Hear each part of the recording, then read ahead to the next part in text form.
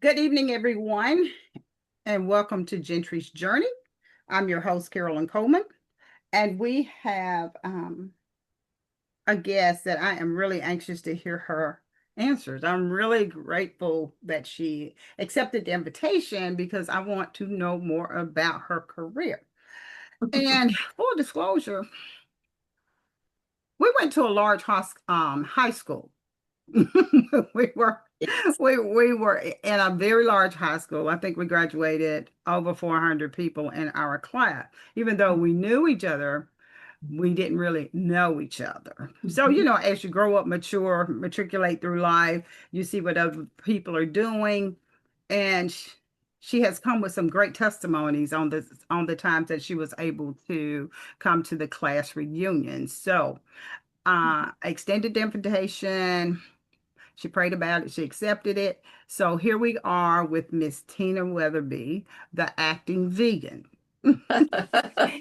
So if you will just introduce yourself to the audience, Okay, will do. Well, thank you, give them a Carol. little background about yourself, and then we can Okay, have some questions about your acting and what catapulted you or led you in that direction. okay. All right, sounds good. Well, first, Carolyn, thank you for inviting me to be a part of your podcast today. I am very excited and very grateful that you would ask. I am Tina Streeter Witherby from Bessemer, Alabama. Um, Actually born at home. For my mom had me at home. Okay. Lived in a little town called West Highland, which was on the other side of Pipe Shop. And there's where all my family was, uncles, aunts. We lived all basically kind of on the same street. We went to school together, all the neighborhood kids. So we had a very tight knit community, and went to elementary school. And then eventually, when segregation came into play, we ended up leaving our school and then going to McNeil and Pittman and eventually Hueytown, where we graduated in 1975. And I moved here in Georgia in 1984. And that was by way of my job, my company that I worked for was Turtles Records and Tapes, and they offered me a store in Atlanta and asked if I wanted to take over that store.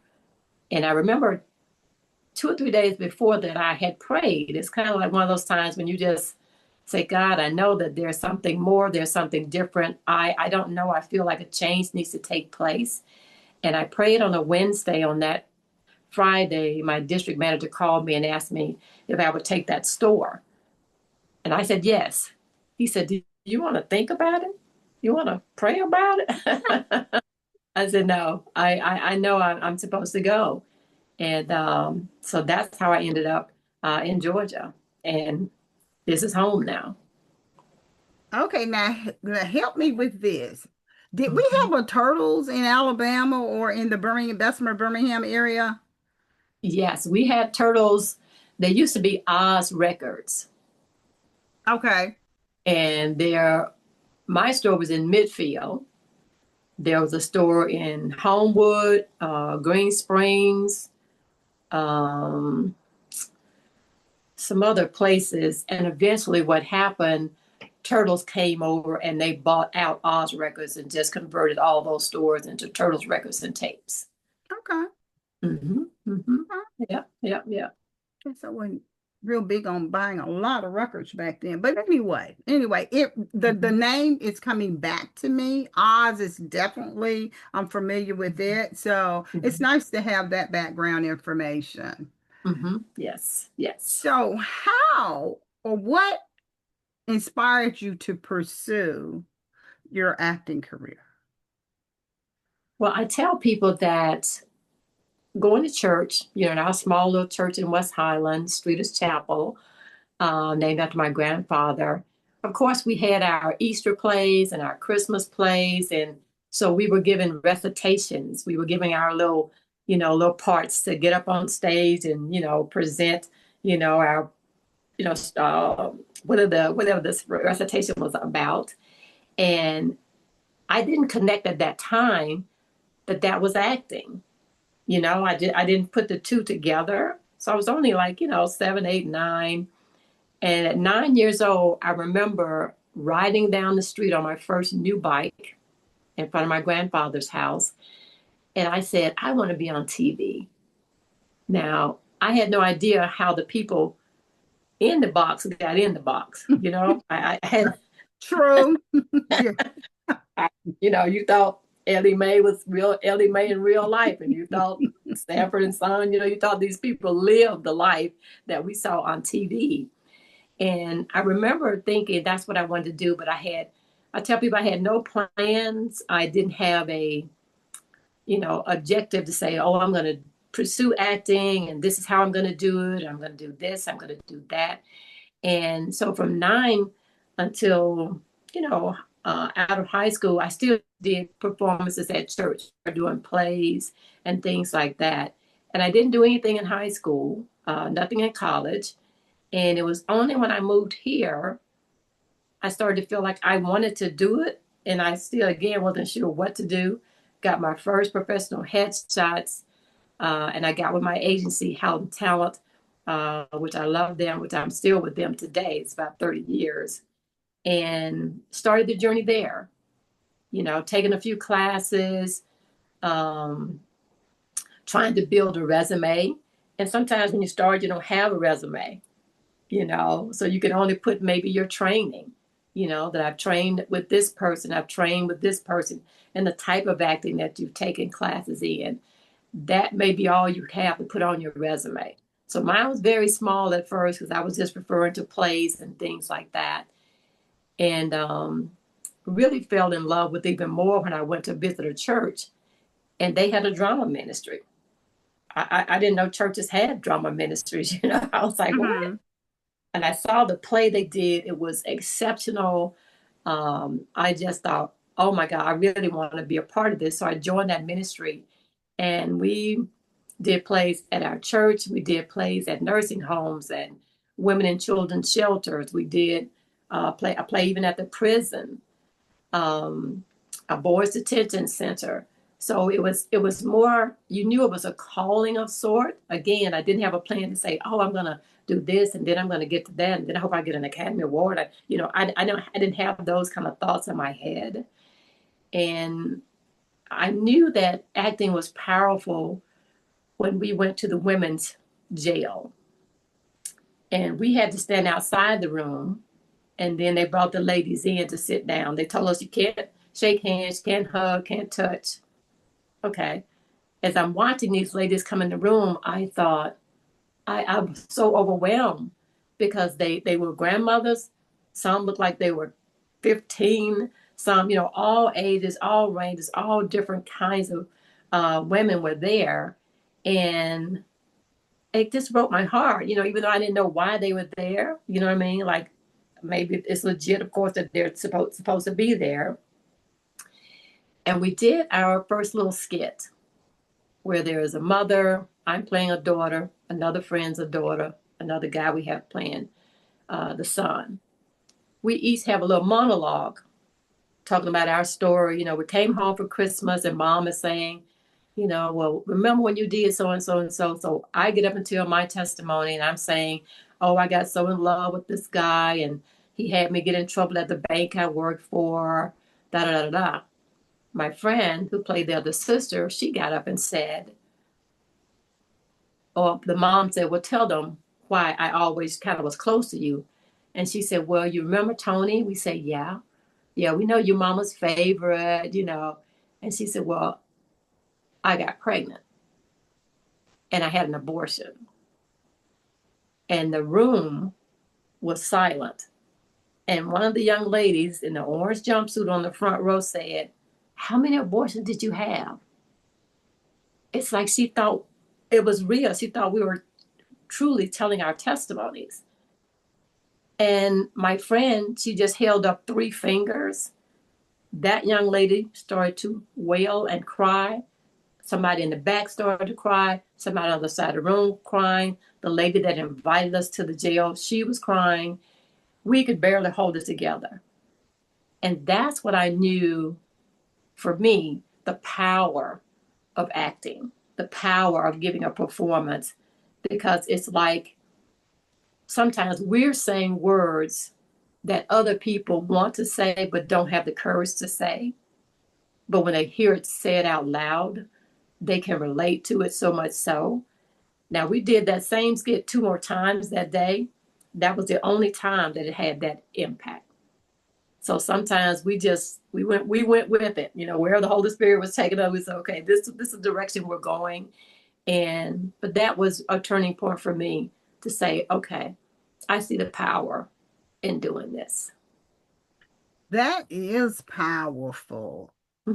And for someone to be able to really relate and resonate Mhm. with really the script, Mhm.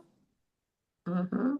that is very powerful. And it touched her Mhm. and it touched others as well. Yes. So, I guess the moral of that story, you never know what someone's going through. Exactly. Yeah, yeah, absolutely. Mhm. Mhm. So, tell me about your first major acting role. Well, I guess it all depends what you call major. That's true. That is subjective. That is subjective. There are so many, all of them are major to me when I book something. I'm like, Isn't yay. that the truth? Yeah.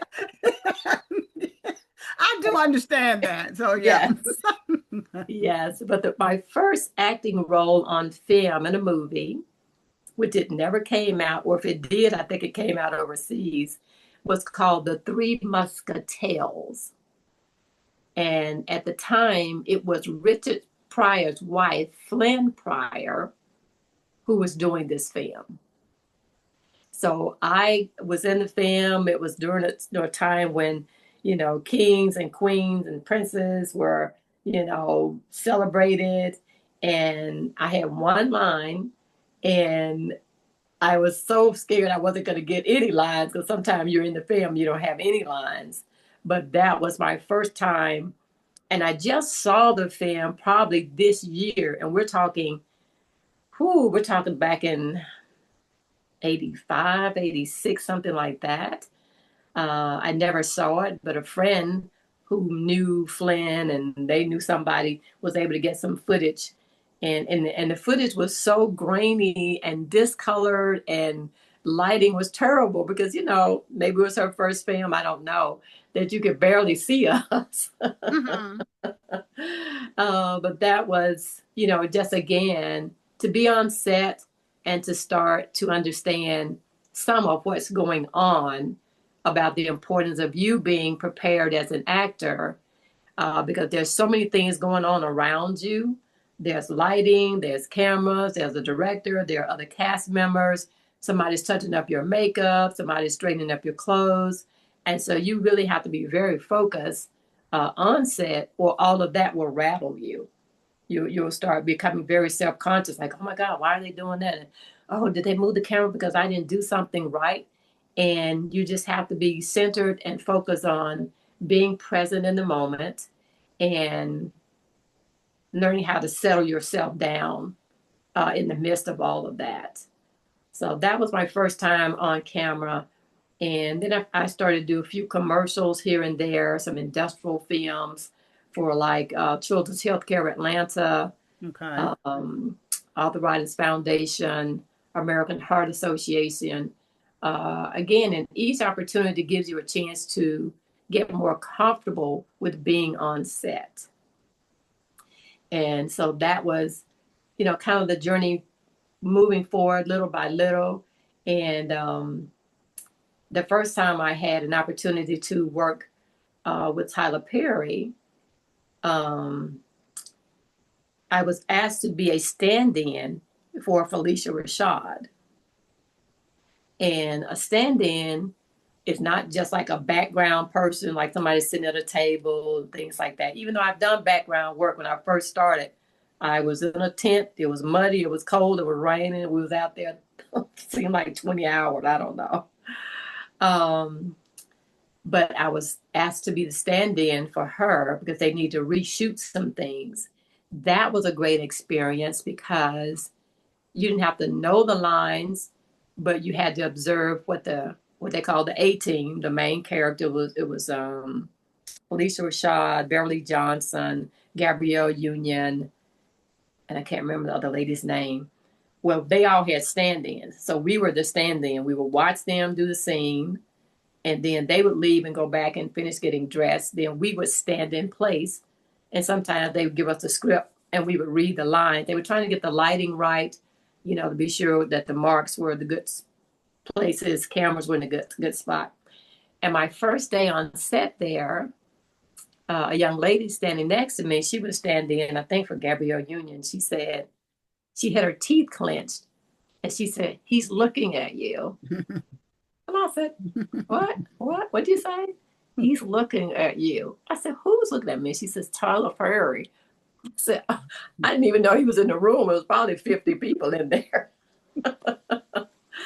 Oh, I said, "Where?" She said, "He's over there." So I looked over there, and he was just staring at me. And I said, "Hi, how are you doing?" He said, "I'm good. How are you?" I said, "I'm fine." And then I heard him say something, but he was talking to the person next to him. He said, "Man, she looks just like my," and I never knew what he said. Hmm. But I found out because we filmed several days, several different locations, that an extra came up to me and said, "I think I'm going to hang out with you guys. You all are getting special treatment." And it wasn't that, but we had to be ready to step in on camera immediately. Like we couldn't be lagging around somewhere. Hmm. And she said, "Oh, yeah, because you're Tyler Perry's aunt." And I just laughed. I said, "Really?" So that's what he said, that I look like his aunt. Which aunt that is, I don't know. Um, but one of the days while filming with him, we were the stand-ins.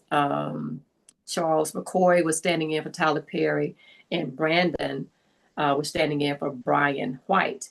We were at a table at a restaurant, and they would say, "Second team, step out." And that just meant, okay, we need to move. I went to get up, and somebody put their hand on my shoulder and said, "You stay." And I looked up, and it was Tyler Perry. And I was like, oh, okay, okay. So he sat at the table right across from me, and he was so focused. I tell people it was one of the best acting classes I've ever had, to see him 1,000% focused. And I finally built up the nerve to say, I said, "You look very nice today." Hmm. And he looked up, he says, "Thank you." And he went right back into focus. And that taught me again the lesson about don't get distracted by all the things that are going on around you, or you're going to miss your mark.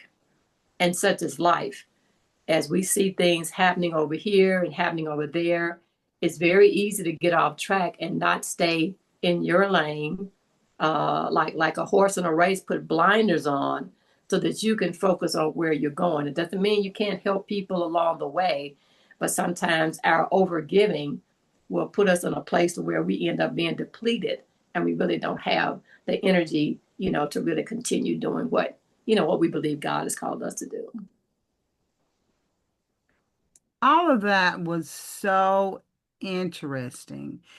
You have really opened up the stage for me to sit there and watch what was going on. Things I truly never would know what's going on, even though I've been in, like you say, small plays here, there, and everywhere. I've never thought about it as acting. Right. Um, Right. but I use that term a lot. I'm like, I put blinders on to keep me from being swayed to the right or to the left.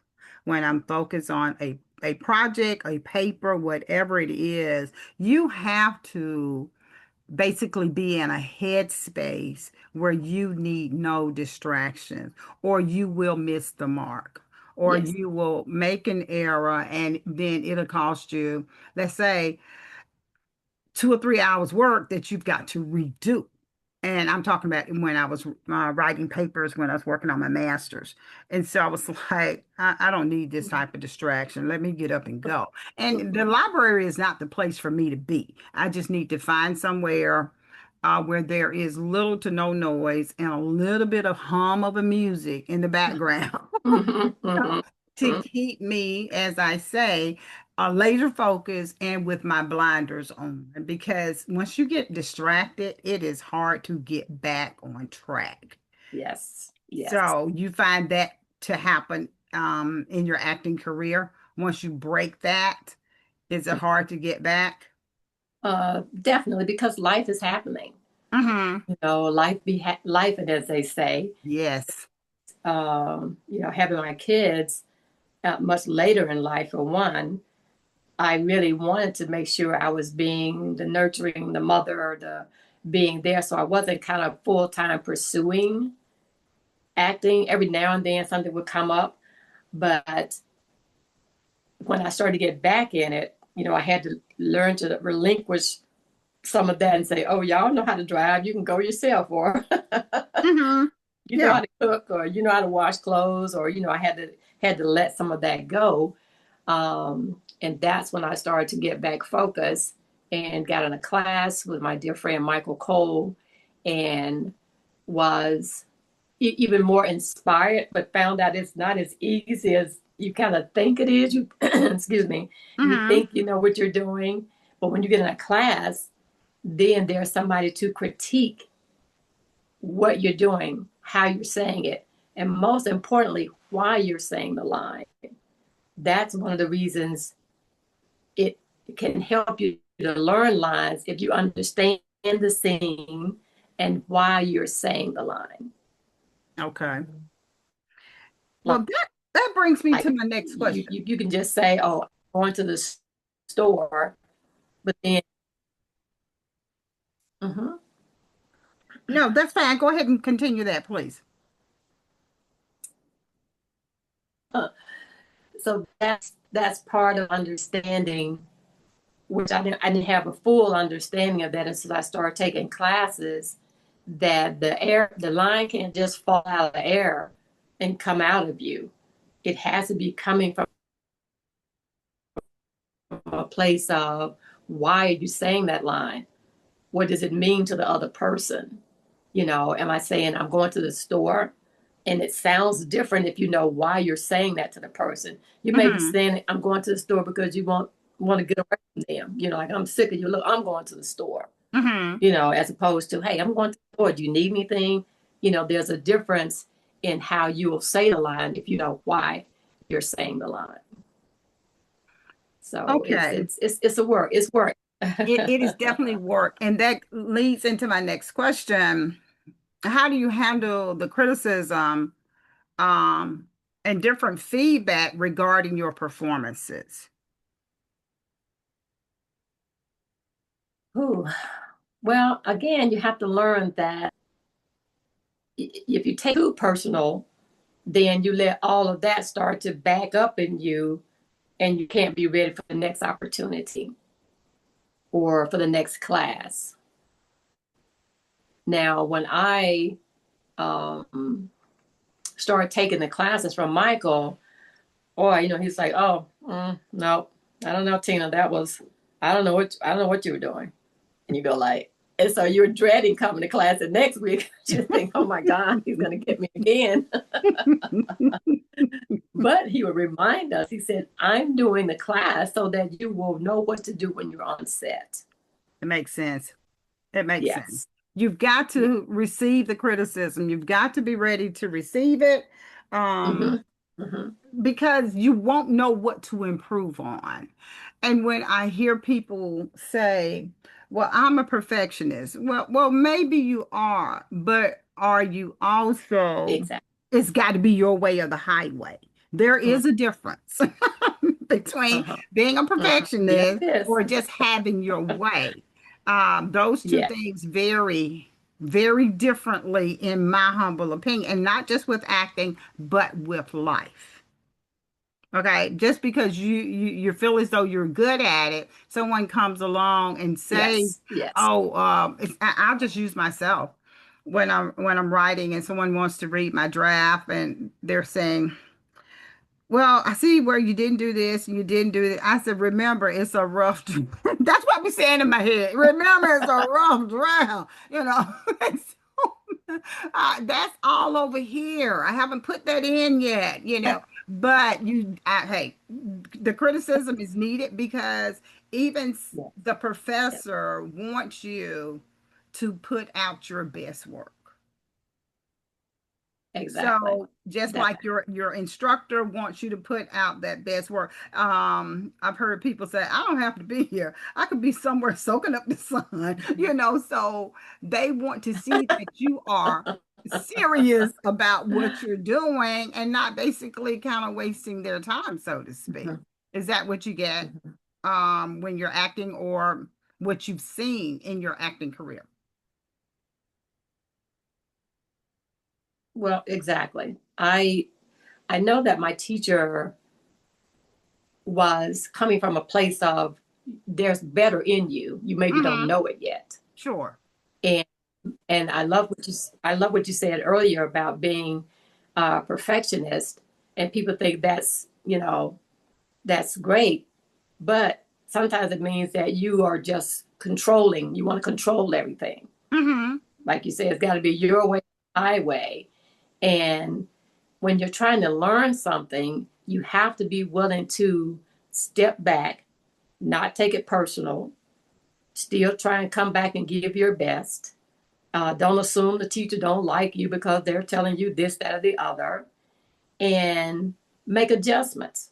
That's just like somebody playing basketball, somebody playing tennis, somebody, learning how to do any kind of sport or playing an instrument. I remember when my daughter first started, she went to a school where everyone had to learn to play an instrument. And they gave them those little recorder things, like a flute type thing, but it Oh, was like yes, I called a remember those. recorder. Yes, I remember those. Whew. Oh my God. When she got in the car, um, I thought, oh my God, we got to ride home and hear this screech, screech, screech. I was like, Jesus. Oh my God. So I'm just thinking it's got to get better than this. And eventually it did. Yes, She it was takes reading time. music. She Yes, knew it takes time. it takes time. And she ended up, they gave her an instrument. They gave her a viola, which is my real name, even though it's spelled differently than the musical viola. It made me love my name more. I used to not like my name, Viola. Hmm. But once she started to play it, and she's been first chair, through high school, through college, and I learned that, again, you have to look at where you're starting. Nobody starts as a professional at the top. They No one. start where everybody else No start, one. learning Hmm. the basics and trying to take the information, digest it, and then be able to present it a little bit better this time. And it still doesn't mean you get it all right. My last film that I worked on, I had worked with this gentleman on two other projects. And this time he said, no, this time I want you to go deep. And so you have to have in your head what deep means. Deep doesn't mean harder or stronger or louder. He meant internally. Sure. I need you to go deep in what this person is saying to you so that when it shows up on film, without you saying a word, people will feel your pain. So those are some of the things that you learn and you try to hold on to and you practice, and you have so many auditions, audition, and you may not do anything for a year, 15 months, but because you love it, or I love it, I'm willing to keep doing that because the auditions are rehearsals. And it also says that the casting director that keeps calling you in likes what he sees or she sees. Okay. And it may mean that role, the producers had somebody else in mind. Maybe they were shorter, maybe they were taller, maybe they were black, maybe they were white. It could be a number of reasons that you didn't quite fit into that character spot as well as somebody else did. So that's when you have to put toughen up your skin and not take it personal and not feel like, oh man, I never book anything. You just audition and you send it off. You do your self tape at home and you send it off, through Actors Access, and they automatically send it on to the casting director. And there's more than one person making that decision, not just the casting director, but the producers and the director of the film, and all those people have to say yes to you being in that role. Okay. So, yeah, yeah, yeah. So, Now, I was looking, sometimes Saturdays can be lazy days, and it's a rarity for me. So mm-hmm, I was watching Steel Magnolias. I mm, didn't catch it from the beginning. mm-hmm, Um, and I caught it right when at the end of the funeral where Sally Fields was speaking. And I mm-hmm, text my daughter because she and I saw that in the movies, the theaters together years ago. And I think I even put a post. I said, I still cry at the same point in Steel Magnolias to this day. And I said, it's just there. I mean, and I'm like, woo. So, so when you said go deep, that yeah. brought that to mind for me. Okay. Ah, And okay, so I was okay. like, wow, so I mean, you're really pulling this together for me. I think we've all dreamed of being an entertainer, an actress, an actor, being on television. I think, that's just the height. That's just people, but when I really think, I'm like, could I really do this? Could I really Mm, do this? But if it's in your heart and if it's part of, what you want to do, sure, you yeah. can do all things. Mm-hmm. Especially through Christ who strengthens you. And if you feel like it's a calling, you definitely can. Oh You yeah. just have to be ready. You have to take yourself out of the mix and put that actress and actor, if you will, in that spot. Take yourself out of it because it's not about you. It's about the Mm-hmm. character that you're playing because you want it to resonate with the audience. Yes. Yes. Very much so. And like I tell people, some people think, well, oh, you should be doing this and you should be at this stage in your career and that stage. And everybody's going to be at a different stage. There are thousands, hundreds of thousands of actors that are working that you don't know their name, but they work full time. That's what they do. You may Mm. not see them in all the big time movies and things like that. And I tell the first thing people ask me, oh, why don't you work with Tyler Perry? Why don't you get him on one of his movies? And I go, that would be great. And I do audition for films that he is producing. And Mm. so far, I haven't booked anything, and I'm okay with that. I tell people, well, if you're going to pursue this career, this industry, um, or whatever you may be pursuing, it may not be acting, go ahead. In the meanwhile, create the most beautiful life that you can create. Because that's at the end of the day, when they say cut, that's a wrap, and you drive home, and where are you coming home to, and who's at home, and what's your life like outside of that, you got to have something more going on. So to me, I've been working on myself all these years. I've been trying to figure out why I did this, why did I fall this way, why did I go that way, and give myself grace, because you don't know what you don't know. But when you start reading books, I love to read because sometimes the book will, again, say what I feel, but I don't know that's really me until I read it and say, oh, okay, I see. And so grow where you're planted, wherever your life is.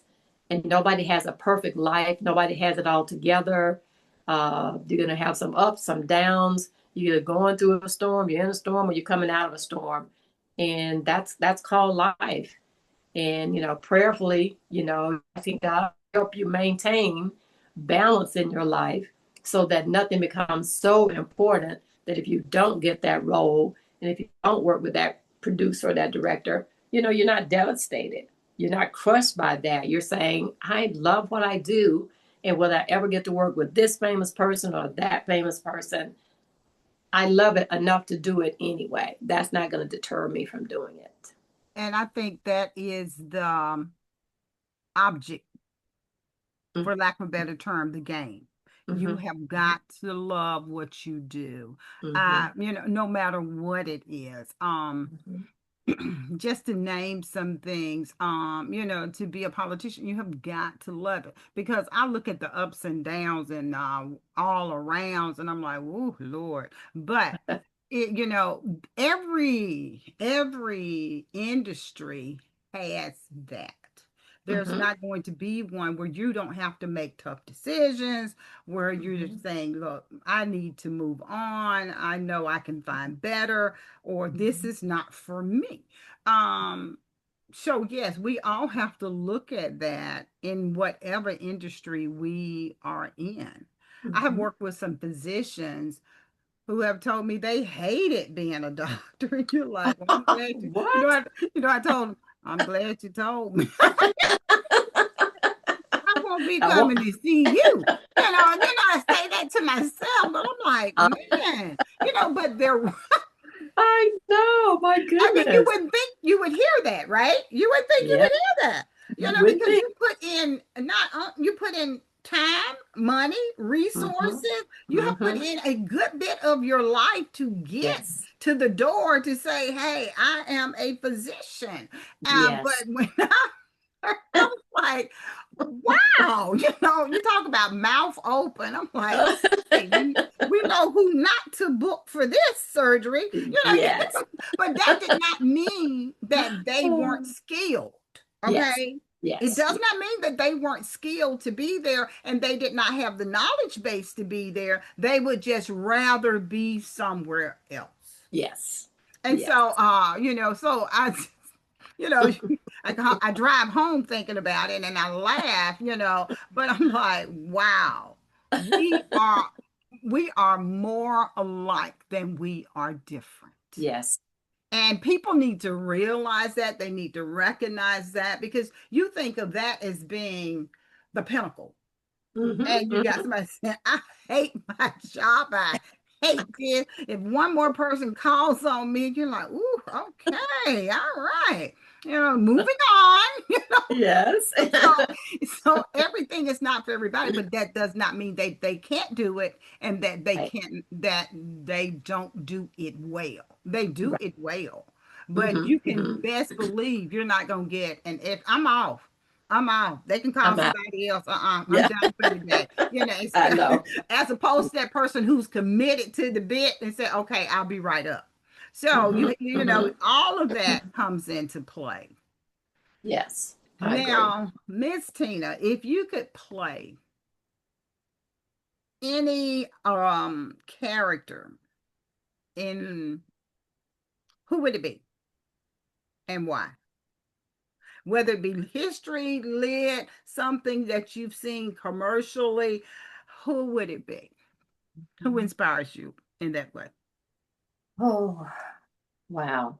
So many, Yes, I believe so that. many women do. Mm-hmm. And I love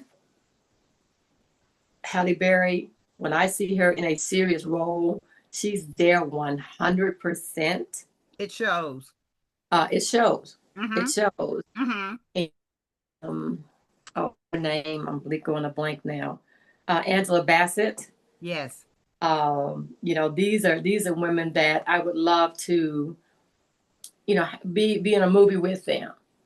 To be able to share the screen with that kind of talent, the gift that's inside of them that is, even I heard Kerry Washington say, I don't do this for a paycheck. Now she gets paid well, I'm sure. I'm She said, sure. I would do it if I didn't get anything. It's in me. Mm-hmm. I have to do this. And so those kind of things inspire me to say, what I love about acting is you don't have to be 20. You could be 30, 40, 50, 60, 70, 80, 90. You know, Absolutely. that, Absolutely. yeah, that's what makes it even more fascinating that I don't have to feel like, oh, wow, well, you're 68 now. I don't know if you got, I'm not even worried about that because one thing I found out is that the best things have happened to me later in my life. I was 1 month short of 40 when I had my first daughter. Mm. I came to the 20-year class reunion and here in town, and I was pregnant with my second daughter. Oh. I was 6 months pregnant when I came Mm-hmm. to that, so I had Angela at 43. And I realized I used to say, oh, I had them late in life. And I met a young lady who basically was a prophet. She said, don't ever say you had your kids late in life. You were supposed to have them. They were only supposed to exist on earth at this given time. You couldn't have had them 10 years ago or 15 years ago. Their walk is lining up with what God has destined for them, and they had to be born now at this particular time. And so that's how I feel about my acting. It's like, the best is yet to come. I just have that mindset that it's just my daughter and I say all the time, does it get any better than this? And we say, yes, yes, it does. It does. It does. We It does. just we just agree that it does get better, Mm-hmm. and we expect it to get better. We look for it to get better. We believe it's going to get better, so that we don't get caught up in, oh, I didn't book that, or oh, that didn't happen, or I didn't get that opportunity. Whatever is for you is for you, and trusting God in the process of it. Like people say, well, did you have a plan? I didn't have no plan. Life was just kind of dragging me along as Mm-hmm. I went. So I didn't have a plan, but thank God when God says in his word, for I know the plans I have for you, said the Lord, they are Mm-hmm. plans for good and not evil, plans to give you a future and a hope. Mm-hmm. Amen. And knowing that he's working out the plan better than I ever could, that gives me peace. That And gives me that's a peace. blessing. Mm-hmm. Yep. Because Yep. think about it like this, and I've had those thoughts as well. Mm-hmm. Mm-hmm. If I had been 20 with some of this knowledge, it would not have come to fruition. Okay, because you think you have all. Let's just put it out there. You think you Yeah. have all the senses. You think you Mm-hmm. got it going on. But Mm-hmm. you are really just starting. Yes. You're not too many years from high school. And I Mm-hmm. mean high Mm-hmm. school with Mm-hmm. your classmates that you have Mm-hmm. been knowing a good part of your life. Yes. And when I saw, I don't know what gave me, God gave me the revelation of growing and growing up, maturing versus staying stagnant. You still have to move and go. Mm-hmm. Nursing was never on my mind. Let's put it out there. It was never Mm-hmm. on my mind. And I say this often. Mm-hmm. Uh, I had thought about becoming, going to law school. Wow. Then I thought Wow. about OT. And the reason I didn't go to law school, I put it out there. I did my research. Mm-hmm. Hard for them to find a job. I don't want a career where I can't work. And then years later, I was Wow. in the courtroom. Um, and these people were lined up against the wall. They were Mm-hmm. all attorneys looking to catch some cases of people who did not have lawyers. What? So that just confirmed to me what I I read 10 years Oh. back. Okay. Oh.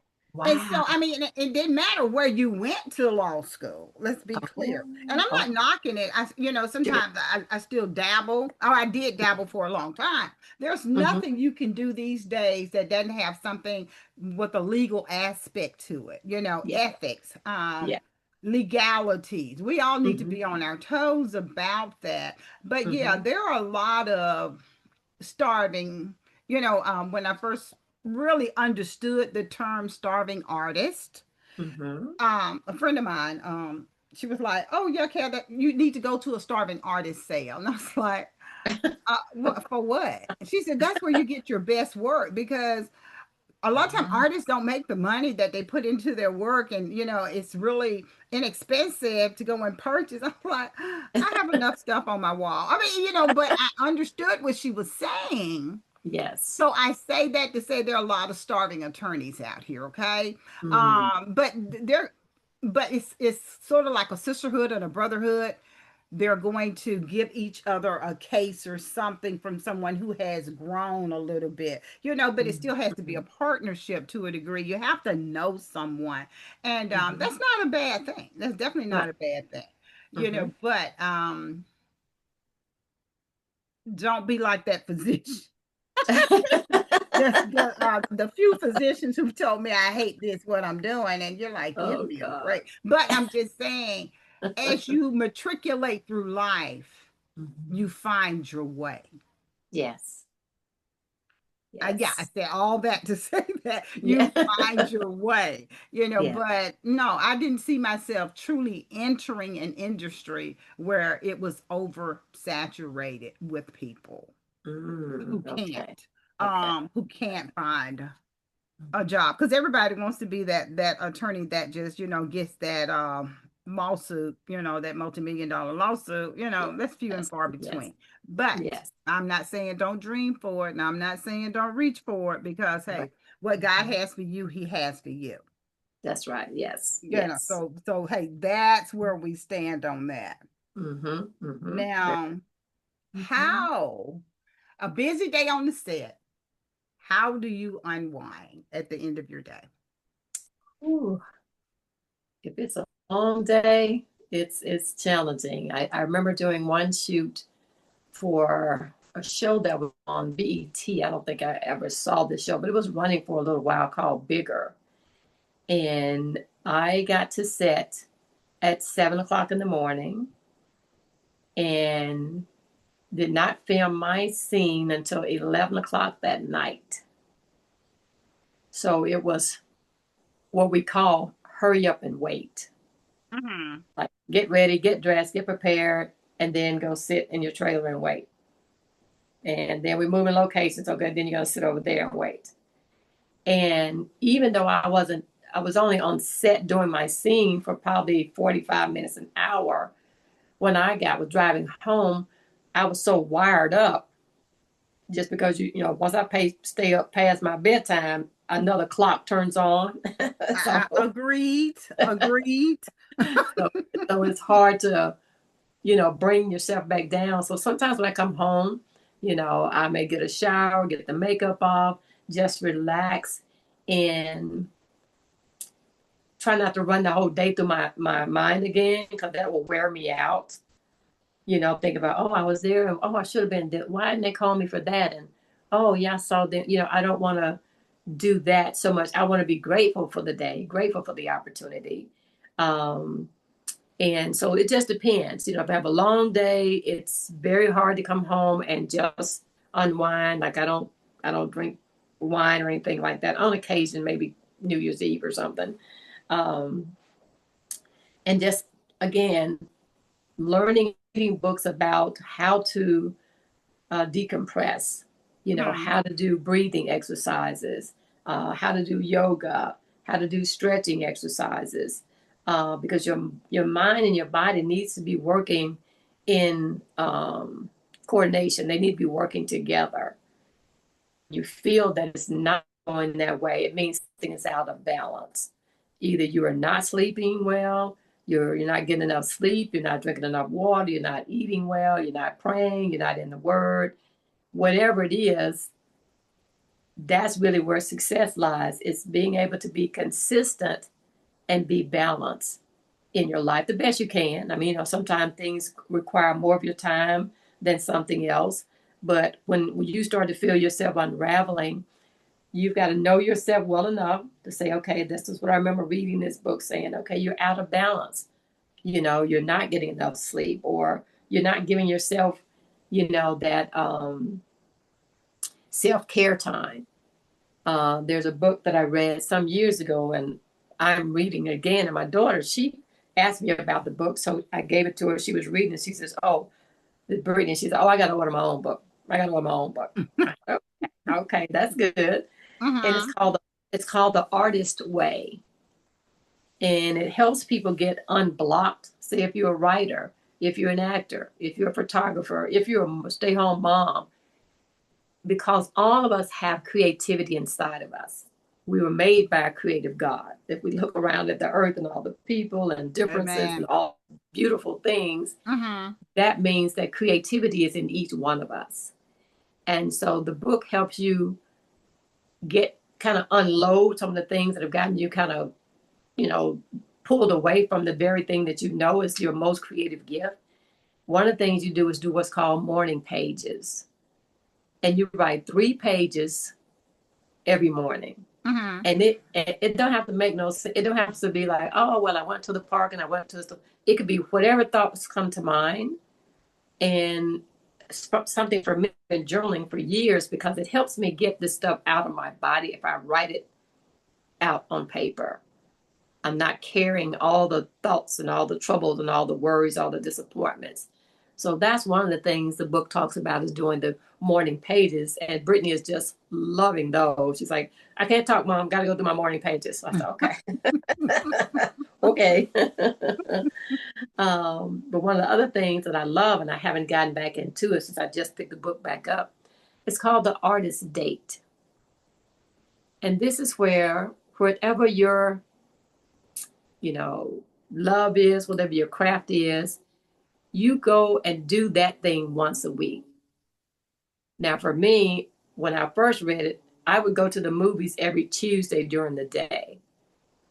And of course, nobody was in the theater but me in the middle of the day. I'd have Mm. my little popcorn and soda and just watch this movie. And it was so stirring in my soul. I was just said, that's what I want to do. That's what I want to do. So she talks about the little child inside of us is longing to play. Mm-hmm. You know, we get serious, we get our jobs, we become moms and dads, and we got to work hard, we got to pay bills, we got a mortgage.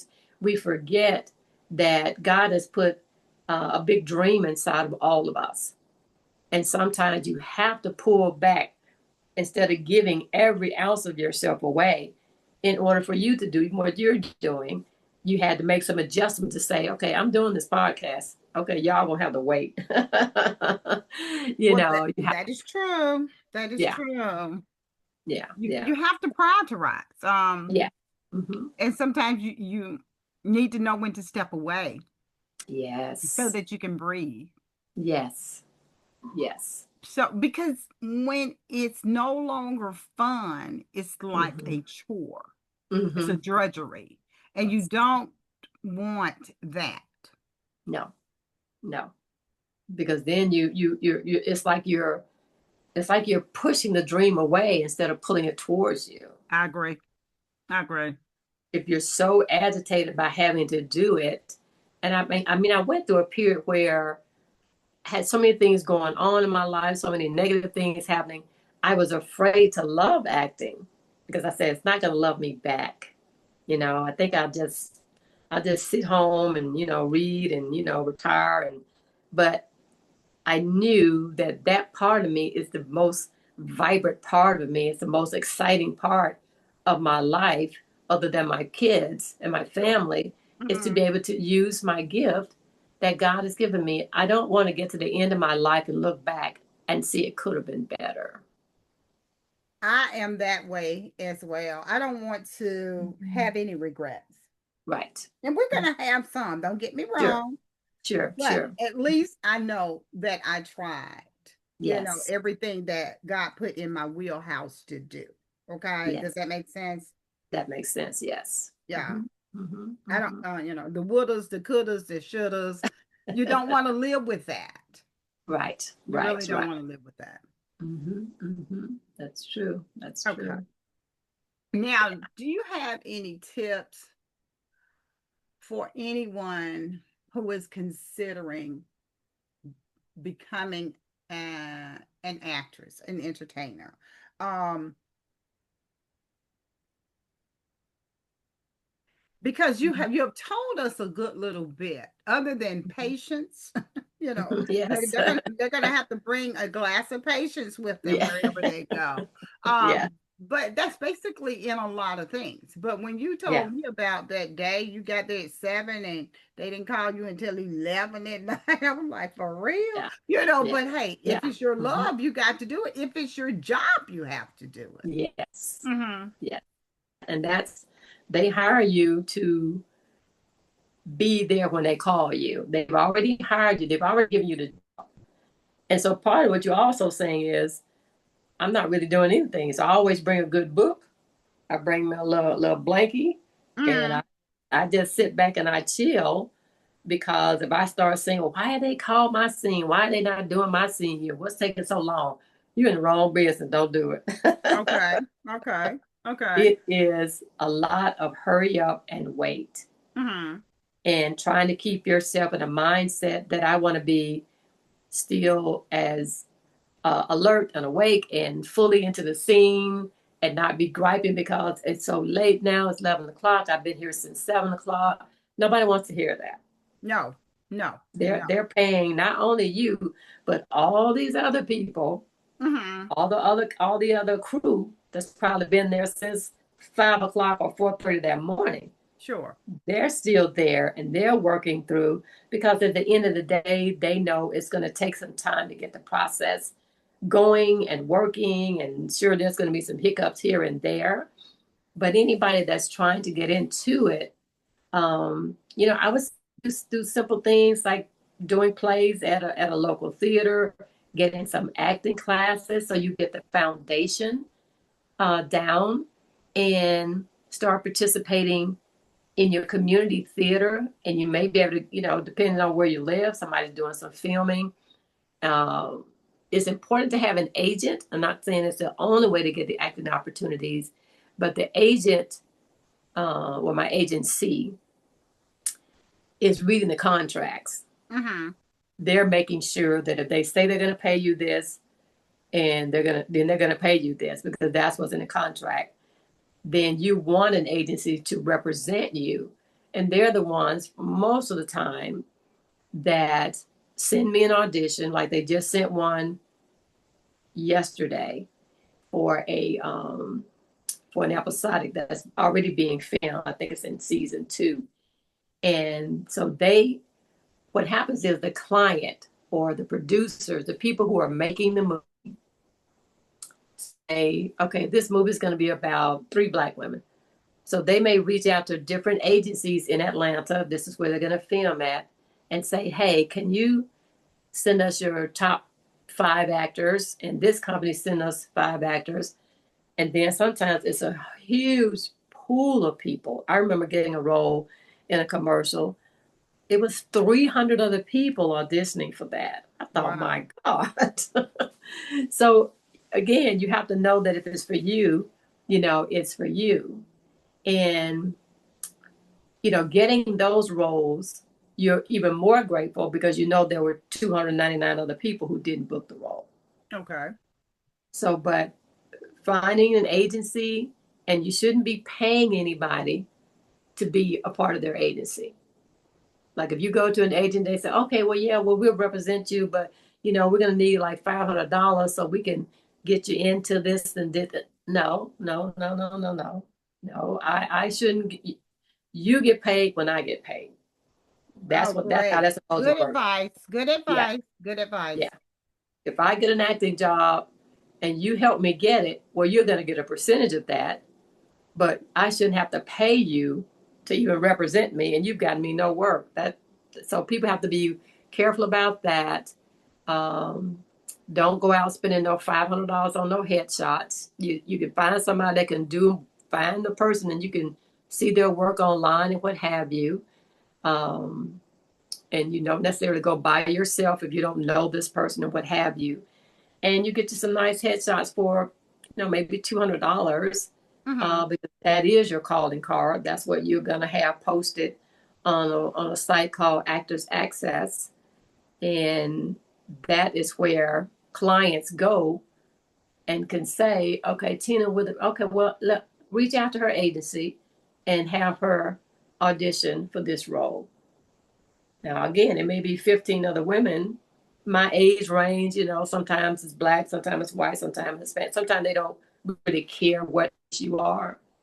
And then I'll get the information, like I got an audition yesterday, and I start reading the information, read the email twice. Don't read it once, got to read it twice, because they may tell you one specific thing to do and you didn't do that thing. And like most of the casting directors here in Atlanta, I know them to some degree because I've been doing it for quite some time. But then I try and get the script and I read it as an audience member. I don't read it like I'm trying to portray it. I just read it as if I was sitting in the audience and I'm reading this story about this character and this is what they said, and oh, they laughed there. So I get a visual in my head what the scene may look like. Then I will go back and start to say, who else is in the scene with me? Now, if it's 3 people in the scene, but I only have conversation with one, it doesn't mean I don't acknowledge those other people at some point in the scene. I have to make sure it's inclusive. Everything that's going on in the scene, I'm aware of it. You know, the girl brings me coffee. Maybe I just take the coffee and I nod my head. No, I don't say to me, I just nod my head to say thank you.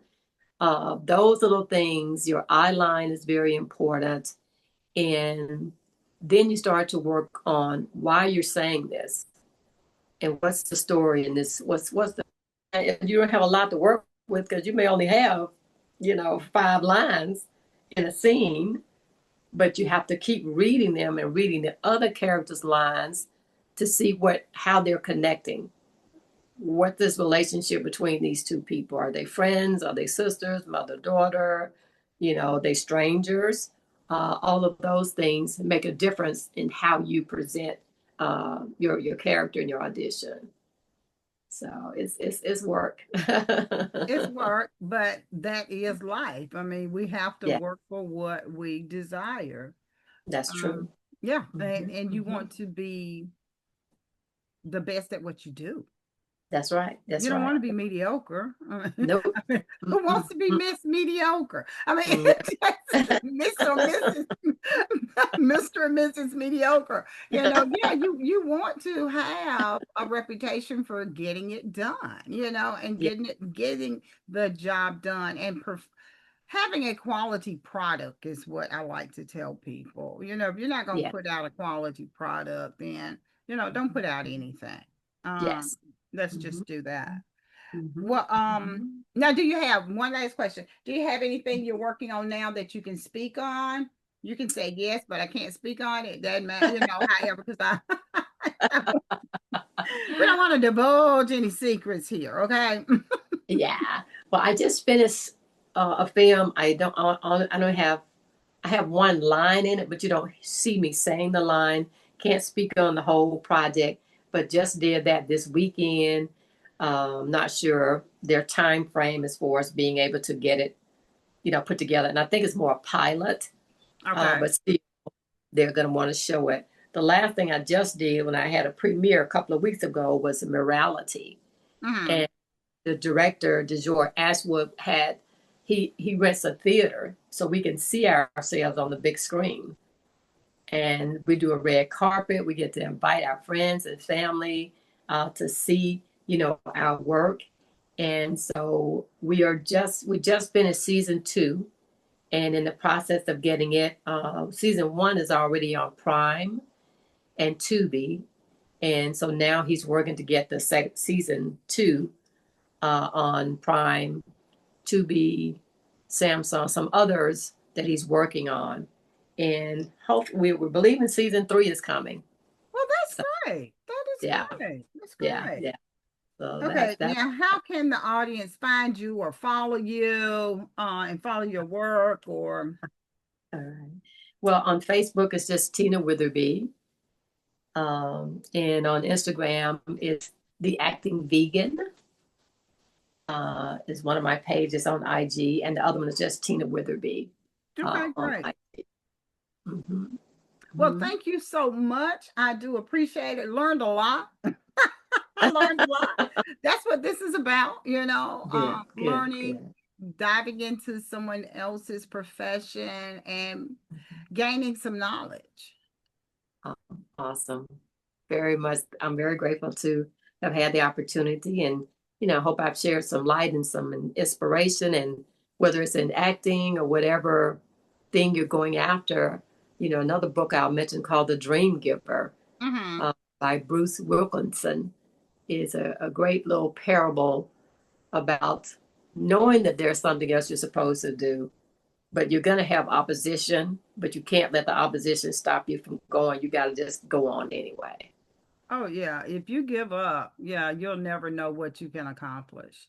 If it's Yes. really for you to do, you have to. Hmm. There are going to be bumps and bruises along the way. Oh, Nothing yeah. is going to be sailing just free. Mhm. So yes, that's good. That is Yeah. good. Yeah. Well, thank you, my audience, Gentry's Journey. Thank you. You have a wonderful weekend, and we will speak again. Okay. All right. Thank you so much, Carol. And you have a wonderful evening.